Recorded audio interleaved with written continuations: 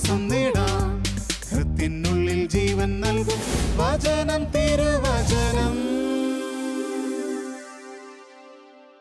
പിതാവിൻ്റെയും പുത്രൻ്റെയും പരിശുദ്ധാത്മാവിൻ്റെയും നാമത്തിൽ ആമേൻ. ലൂക്കായുടെ സുവിശേഷം 12-ാമത്തെ അധ്യായം 54-ാമത്തെ തിരുവചനം. അവൻ ജനക്കൂട്ടത്തോട് പറഞ്ഞു, പടിഞ്ഞാറ് മേഘമുയരുന്നത് കണ്ടാൽ മഴ വരുന്നു എന്ന് നിങ്ങൾ പറയുന്നു. അങ്ങനെ സംഭവിക്കുകയും ചെയ്യുന്നു. തെക്കൻ കാറ്റടിക്കുമ്പോൾ അത്യുഷ്ണമുണ്ടാകും എന്ന് നിങ്ങൾ പറയുന്നു, അത് സംഭവിക്കുന്നു. കപടനാട്യക്കാരെ, ഭൂമിയുടെയും ആകാശത്തിൻ്റെയും ഭാവഭേദം വ്യാഖ്യാനിക്കാൻ നിങ്ങൾക്കറിയാം. എന്നാൽ ഈ കാലത്തെ വ്യാഖ്യാനിക്കാൻ നിങ്ങൾക്കറിയാത്തത് എന്തുകൊണ്ട്? പടിഞ്ഞാറ് മേഘമുയരുന്നത് കണ്ടാൽ മഴ വരുന്നു എന്ന് നിങ്ങൾ പറയുന്നു. അങ്ങനെ സംഭവിക്കുകയും ചെയ്യുന്നു. തെക്കൻ കാറ്റടിക്കുമ്പോൾ അത്യുഷ്ണമുണ്ടാകുമെന്ന് നിങ്ങൾ പറയുന്നു, അത് സംഭവിക്കുന്നു. കപടനാട്യക്കാരെ, ഭൂമിയുടെയും ആകാശത്തിൻ്റെയും ഭാവഭേദം വ്യാഖ്യാനിക്കാൻ നിങ്ങൾക്കറിയാം. എന്നാൽ ഈ കാലത്തെ വ്യാഖ്യാനിക്കാൻ നിങ്ങൾക്കറിയാത്തത് എന്തുകൊണ്ട്? കർത്താവിൻ്റെ ഒരു ചോദ്യമാണ്. ഈ ഭൂമിയിൽ ജീവിക്കുന്ന നമുക്ക് ഭൂമിയുടെ എല്ലാ പ്രത്യേകതകളും നമ്മുടെ പരിചയം കൊണ്ട് നമുക്ക് മനസ്സിലാകും.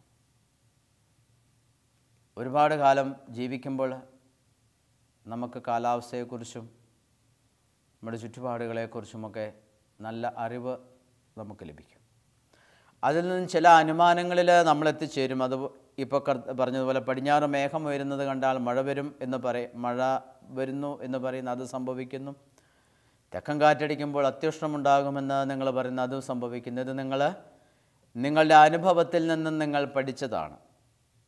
എന്നാൽ നിങ്ങളുടെ അനുഭവത്തിലൂടെ നിങ്ങൾ കടന്നു പോകുന്ന മറ്റനേകം കാലത്തിൻ്റെ ചില പ്രത്യേകതകളുണ്ട്.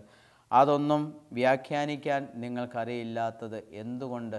കപടനാട്യക്കാരെ എന്നാണ് ഈശോ വിളിക്കുന്നത്. കാരണം കണ്ടിട്ടും ചിലതൊക്കെ കാണാത്ത പോലെ ജീവിക്കുകയാണ്. സർപ്പത്തിൻ്റെ വിവേകത്തോടെ ജീവിക്കണമെന്ന് ഈശോ നമ്മോട് ഓർമ്മപ്പെടുത്തിയിട്ടുണ്ട്. എന്താണ് സർപ്പത്തിൻ്റെ വിവേകം? സർപ്പം അതിബുദ്ധിയുള്ള ജീവിയാണ്. സർപ്പം ഇങ്ങനെ പലപ്പോഴും സർപ്പത്തെ കാണാനിടയായിട്ടുണ്ട്. അല്പം സ്വല്പം കാടുകൾ മലമ്പ്രദേശത്തൊക്കെ ജോലി ചെയ്യുന്ന സമയത്ത് ചിലപ്പോഴുള്ള സർപ്പം നമ്മളെ കാണുമ്പോൾ ഇങ്ങനെ തലയുയർത്തി പത്തി വിടർത്തി നിൽക്കും. നമ്മൾ അതിൻ്റെ നേരെ തന്നെ നിൽക്കുകയാണ്. നമ്മൾ അവിടെ നിന്ന് മാറുന്നില്ലെങ്കിൽ സർപ്പത്തിന് മനസ്സിലാകും, പേടിപ്പിക്കാൻ ശ്രമിച്ചു, പക്ഷേ ഇവന് പേടിയില്ല. അപ്പോൾ സർപ്പത്തിന് മനസ്സിലായി ഇത് ഒരു അപകടമാണ്, ഒരു പക്ഷേ തല്ല് കിട്ടും, ചിലപ്പോൾ ചത്തുപോകും എന്ന് സർപ്പത്തിന് മനസ്സിലാവും. പിന്നെ സർപ്പം തലതാത്തും. എതിലെ പോയെന്ന് സർപ്പത്തെ നമുക്ക് കാണാൻ പറ്റില്ല. സർപ്പം എതിലെ പോയെന്ന് ഒരു പിടുത്തവും കിട്ടില്ല. അതിൻ്റെ പിന്നാലെ ചെന്ന് അതിനെ കൊല്ലാമെന്ന് വിചാരിച്ചാൽ സർപ്പത്തെ കാണുകയേ ഇല്ല. അതാണ് സർപ്പത്തിൻ്റെ വിവേകം. അപകടം മുൻകൂട്ടി കണ്ട് അത് ഒഴിവാക്കി അതിൻ്റെ ജീവൻ അത് രക്ഷിക്കും. ഞാൻ ഇങ്ങനെ ജീവിച്ചാൽ ഇതൊരു അനുഗ്രഹമായി തീരുമോ എൻ്റെ ജീവിതം? അതൊരു വിവേകമാണ് അങ്ങനെ ചിന്തിക്കുന്നത്. ഞാനിങ്ങനെ മദ്യപിച്ച് നടന്നാൽ എൻ്റെ കുടുംബം തകരും. അതൊരു വിവേകം ആണ്, അത് മനസ്സിലാക്കാൻ കഴിയുക. ഞാൻ മക്കൾക്ക് ദുർമാതൃക നൽകിയാൽ എൻ്റെ മക്കൾ നശിച്ചു പോകും, അല്ലെങ്കിൽ അവർ അങ്ങേയറ്റം ദുർമാർഗികളായി അവർ ജീവിക്കും. ഞാൻ എൻ്റെ ബന്ധങ്ങൾ നന്നായി സ്നേഹത്തിൽ സൂക്ഷിച്ചില്ലെങ്കിൽ, എൻ്റെ മാതാപിതാക്കളോടുള്ള ബന്ധങ്ങൾ, എൻ്റെ സഹോദരങ്ങളോടുള്ള ബന്ധങ്ങൾ, എൻ്റെ അയൽപ്പക്കംകാരോടുള്ള ബന്ധങ്ങൾ, ഇതൊക്കെ ഞാൻ മാന്യമായി സൂക്ഷിച്ചില്ലെങ്കിൽ എൻ്റെ ബന്ധങ്ങൾ തകരും. അത് എനിക്ക് അപകടങ്ങൾ വരുത്തി വയ്ക്കുമെന്ന് മനസ്സിലാക്കാൻ ഈ സർപ്പത്തിൻ്റെ വിവേകം ആവശ്യമാണ്. അപകടം മുൻകൂട്ടി കണ്ട് ഒഴിവാക്കാനുള്ള ഒരു വിവേകം. ഞാൻ പണം ദൂർത്തടിച്ചാൽ എൻ്റെ കുടുംബം ദാരിദ്ര്യത്തിലെത്തും, ഒരു കാലത്ത് ഞാൻ ദാരിദ്ര്യം അനുഭവിക്കേണ്ടി വരും എന്ന്, അതൊരു വിവേകമാണ്. അപകടം മുൻകൂട്ടി കണ്ട് ഒഴിവാക്കുക. അതാണ് ഈശോ പറയുന്നത്. പടിഞ്ഞാറ് മേഘം ഉയരുന്നത് കണ്ടാൽ മഴ വരുന്നുവെന്ന് നിങ്ങൾ പറയുന്നു. അങ്ങനെ സംഭവിക്കുകയും ചെയ്യുന്നു. തെക്കൻ കാറ്റടിക്കുമ്പോൾ അത്യുഷ്ണമുണ്ടാകുമെന്ന് നിങ്ങൾ പറയുന്നു, അത് സംഭവിക്കുന്നു. കപടനാട്യക്കാരെ, ഭൂമിയുടെയും ആകാശത്തിൻ്റെയും ഭാവഭേദം വ്യാഖ്യാനിക്കാൻ നിങ്ങൾക്കറിയാമെന്നാൽ ഈ കാലത്തെ വ്യാഖ്യാനിക്കാൻ എന്തുകൊണ്ട് നിങ്ങൾക്ക് അറിയുന്നില്ല? കാലാവസ്ഥാ വ്യതിയാനം ഇന്ന് നമ്മളെ ബുദ്ധിമുട്ടിക്കുന്ന ഒരു പ്രശ്നമാണ്. സാമ്പത്തിക തകർച്ചകൾ നമ്മളെ ബുദ്ധിമുട്ടിക്കുന്ന പ്രശ്നങ്ങളാണ്. രോഗങ്ങളും പകർച്ചവ്യാധികളും നമ്മളെ ബുദ്ധിമുട്ടിക്കും. പ്രകൃതി ദുരന്തങ്ങളും നമ്മുടെ ജീവിതം വല്ലാതെ അസ്വസ്ഥതപ്പെടുത്തും. ഭീകരപ്രവർത്തനങ്ങൾ നമ്മളെയെല്ലാം വല്ലാതെ വിഷമിപ്പിക്കുന്നുണ്ട്. അപകടങ്ങൾ നിത്യവും ഉണ്ടാകുന്നത് നമുക്കറിയത്തില്ല. ഇന്ന് നമ്മളൊരു വാഹനം ഓടിച്ച് റോഡിലേക്ക് ഇറങ്ങിയാൽ, നമ്മളൊരു യാത്രയ്ക്ക് പോയാൽ സുരക്ഷിതരായി നമ്മൾ തിരിച്ചെത്തുമോ എന്ന് നമുക്ക് ഒരു പ്രതീക്ഷയും ഇല്ല. തിരിച്ചെത്തിയാൽ എത്തി എന്നേ നമുക്ക് പറയാൻ പറ്റുള്ളൂ. കാര്യങ്ങളൊക്കെ ഇങ്ങനെ നീങ്ങുമ്പോൾ ഇതൊക്കെ തിരിച്ചറിയാൻ നമുക്ക് സാധിക്കുന്നുണ്ട്. എന്തുകൊണ്ട് ഈ സംഭവങ്ങളൊക്കെ നടക്കുമ്പോൾ എന്തുകൊണ്ട് എന്നൊരു ചോദ്യവും ഈ കാലത്തെ മനസ്സിലാക്കി അതിനനുസരിച്ച് നമ്മുടെ ജീവിതത്തെ ഒന്ന് സുവിശേഷ അടിസ്ഥാനപ്പെടുത്തി ഒന്ന് രൂപപ്പെടുത്താനായിട്ട് നമുക്ക് സാധിക്കുന്നുണ്ടോ? ജെറമിയായുടെ പുസ്തകം 5-ാം അധ്യായം 24-ാമത്തെ വചനം. നമ്മുടെ കർത്താവിനെ നമുക്ക് ഭയപ്പെടാം. അവിടുന്ന് യഥാസമയം നമുക്ക് മഴ പെയ്യ്ക്കുന്നു. ശരത്കാല വർഷവും വസന്തകാല വർഷവും അവിടുന്ന് നൽകുന്നു. വിളവെടുപ്പിനുള്ള ആഴ്ചകൾ തെറ്റാതെ നമുക്ക് നിയോഗിച്ചു തരുന്നു.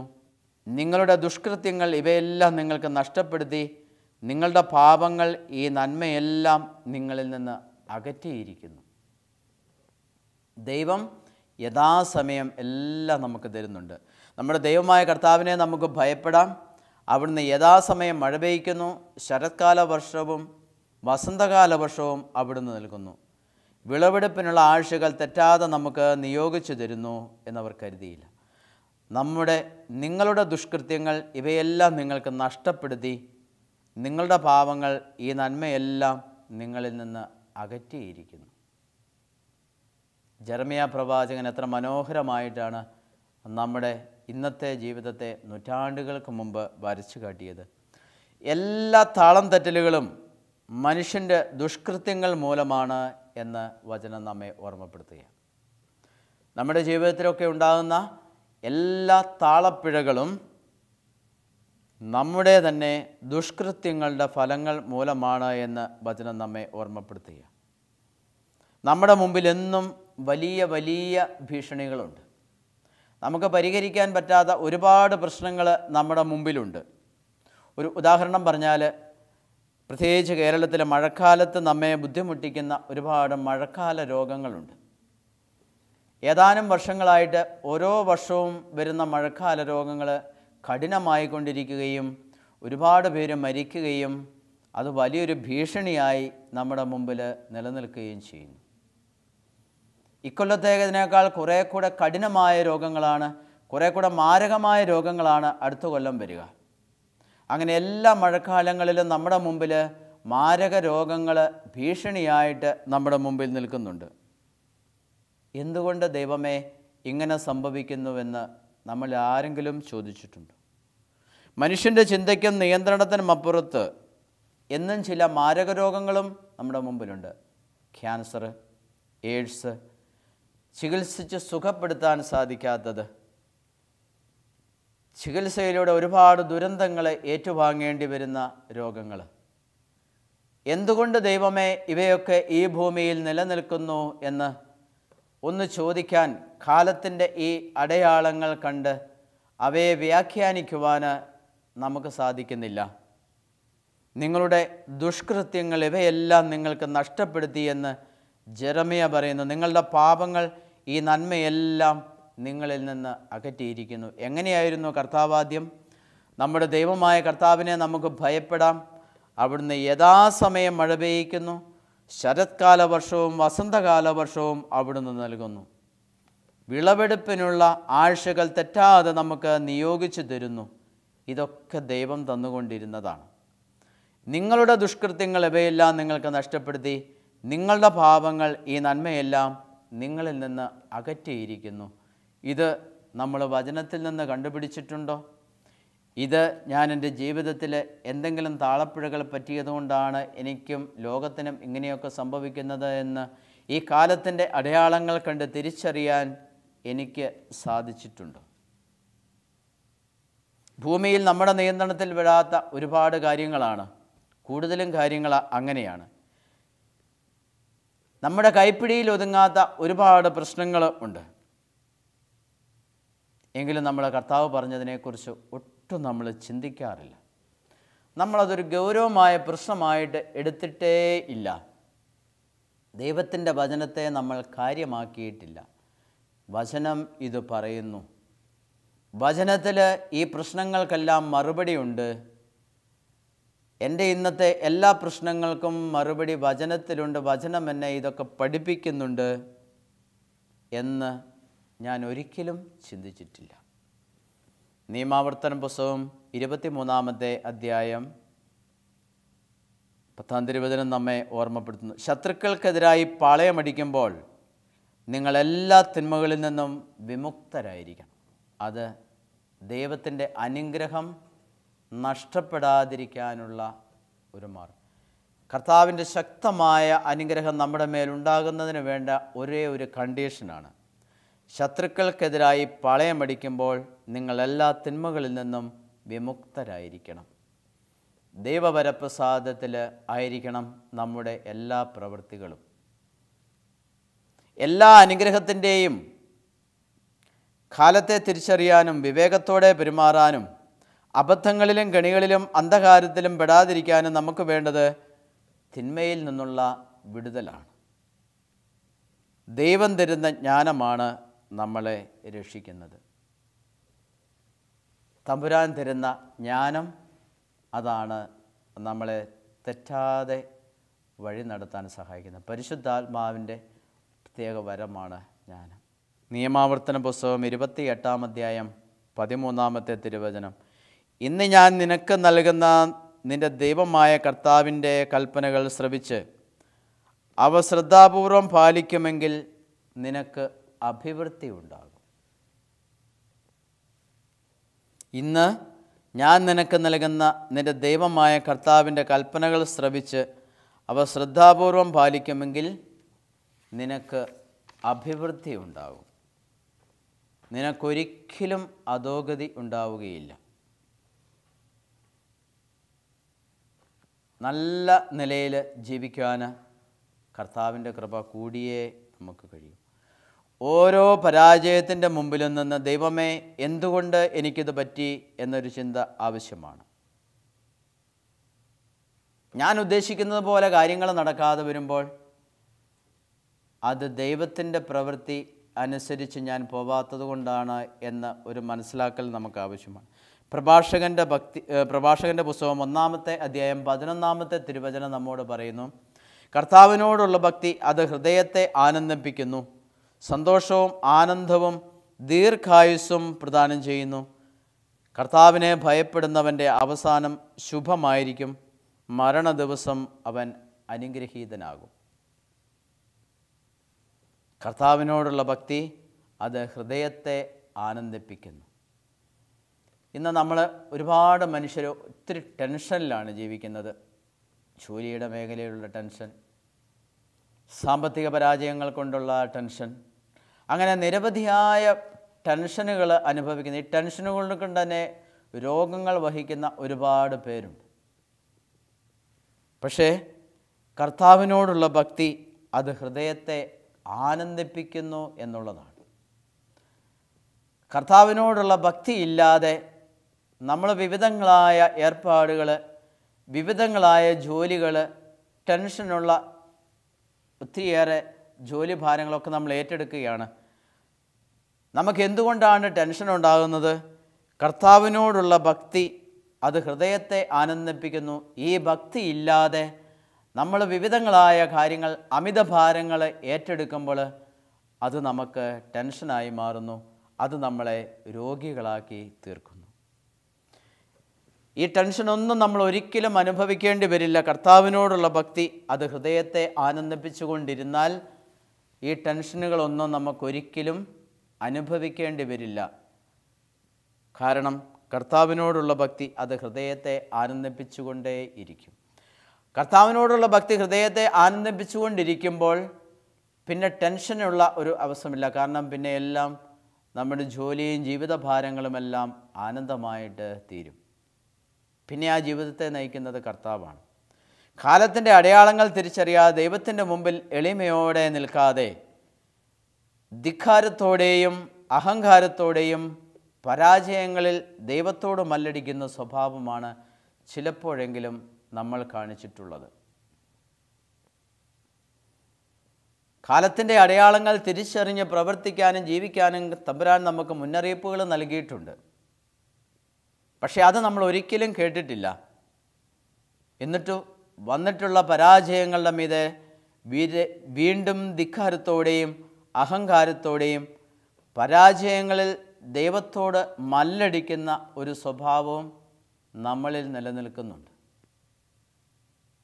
അതിൻ്റെ വ്യക്തമായ ഒരു ഉദാഹരണം യെശയ്യാ പ്രവാചകൻ്റെ പുസ്തകത്തിൽ 9-ാമത്തെ അധ്യായം 9-ാം തിരുവചനം നമ്മെ പഠിപ്പിക്കുന്നുണ്ട്. അവിടെ പറയുന്നത്, ഇഷ്ടിക വീണുപോയി, എന്നാൽ വെട്ടിയൊരുക്കിയ കല്ലുകൊണ്ട് ഞങ്ങൾ പണിയും. സിക്കമോർ മരങ്ങൾ വെട്ടിക്കളഞ്ഞു, എന്നാൽ അവയ്ക്ക് പകരം ദേവദാരു ഞങ്ങൾ ഉപയോഗിക്കും എന്ന് അഹങ്കാരത്തോടെയും ഔദത്യത്തോടെയും കൂടി പറയുന്ന എഫ്രായിംകാരെയും സമറിയ നിവാസികളെയും ജനം തിരിച്ചറിയും. ഇഷ്ടിക വീണുപോയി. ഇഷ്ടിക കൊണ്ടായിരുന്നു പണിതത്. ഇഷ്ടിക വീണുപോയോ? എന്തുകൊണ്ട് വീണുപോയി? ദൈവമേ ഇങ്ങനെ പറ്റി എന്ന് എളിമയുള്ളൊരു മനോഭാവത്തോടെ ദൈവത്തിൻ്റെ മുമ്പിൽ നിൽക്കാതെ, ഇഷ്ടിക വീണുപോയി, എന്നാൽ വെട്ടിയൊരുക്കിയ കല്ലുകൊണ്ട് ഞങ്ങൾ പണിയും, ദൈവത്തോട് മല്ലടിക്കുകയാണ്. ഇഷ്ടിക വീണുപോയി, വെട്ടിയൊരുക്കിയ കല്ലുകൊണ്ട് ഞങ്ങൾ പണിയും. സിക്കർമോർ മരങ്ങൾ വെട്ടിക്കളഞ്ഞു, എന്നാൽ അവയ്ക്ക് പകരം ദേവദാരു ഞങ്ങൾ ഉപയോഗിക്കുമെന്ന് അഹങ്കാരത്തോടെയും ഔദത്യത്തോടും കൂടി പറയുന്ന എഫ്രായിംകാരെയും സമറിയ നിവാസികളെയും ജനം തിരിച്ചറിയും. അഹങ്കാരം, ധിക്കാരം, ദൈവത്തോട് മല്ലടിക്കുന്ന സ്വഭാവം. കർത്താവ് അവർക്കെതിരെ ശത്രുക്കളെ അയക്കുകയും അവരുടെ വൈരികളെ ഇളക്കിവിടുകയും ചെയ്യും. പ്രിയപ്പെട്ട സഹോദരങ്ങളെ, ദൈവത്തോട് മല്ലടിക്കുന്നത് ഇസ്രായേൽ ജനത്തിൻ്റെ ഒരു സ്ഥിരം സ്വഭാവമായിരുന്നു. കർത്താവ് അവർക്കെതിരെ ശത്രുക്കളെ അയക്കുകയും അവരുടെ വൈരികളെ ഇളക്കി വിടുകയും ചെയ്യും. അഹങ്കാരത്തോടെയും ഔദത്യത്തോടെയും കൂടെയുള്ള പെരുമാറ്റം ദൈവത്തോട് മല്ലടിക്കുന്നത്. ഇക്കാരണത്താലാണ് നമുക്കെതിരെ ശത്രുക്കൾ കൂടി വരുന്നതും പരാജയങ്ങൾ തുടരെ വരുമ്പോഴും കർത്താവിൻ്റെ അടുത്തേക്ക് ചെല്ലാൻ പറ്റാതെയും ഒരു അവസ്ഥ നമുക്ക് ഉണ്ടാവുന്നത്. അപ്പോൾ നമ്മുടെ വഴികൾ നമ്മൾ പരിശോധിക്കുക. അഹങ്കാരത്തോടെ വീണ്ടും നമ്മൾ കർത്താവിൻ്റെ അടുത്ത് ചെല്ലരുത്. ഏത് പരാജയങ്ങളുടെയും മുമ്പിൽ ഇഷ്ടിക വീണുപോയി, ദൈവമേ എന്തുകൊണ്ട്? അതുകൊണ്ടാണ് ആ ഒരു ചിന്ത നമുക്ക് വേണ്ടി വരുന്നത്. അഹങ്കാരത്തോടുള്ള പെരുമാറ്റം അത് ദൈവത്തെ വെല്ലുവിളിക്കുന്നതിന് തുല്യമാണ്. സുഭാഷിതങ്ങളുടെ പുസ്തകം 16-ാമത്തെ അധ്യായം 7-ാമത്തെ തിരുവചനം നമ്മെ ഓർമ്മപ്പെടുത്തുന്നു. ഒരുവൻ്റെ വഴികൾ കർത്താവിന് പ്രീതികരമായിരിക്കുമ്പോൾ ശത്രുക്കൾ പോലും അവനോട് ഇണങ്ങിക്കഴിയുന്നു. ഇവിടെയാണ് നമ്മൾ ചിന്തിക്കേണ്ട ഒരു വചനം. ഒരുവൻ്റെ വഴികൾ കർത്താവിന് പ്രീതികരമായിരിക്കുമ്പോൾ ശത്രുക്കൾ പോലും അവനോട് ഇണങ്ങിക്കഴിയുന്നു.